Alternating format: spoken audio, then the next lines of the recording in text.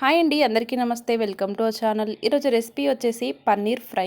ఈ పన్నీర్ ఫ్రైని 5 మినిట్స్లో ఈజీగా టేస్టీగా చేసుకోవచ్చు. ఇప్పుడు ప్రాసెస్ చూసేయండి స్కిప్ చేయకుండా.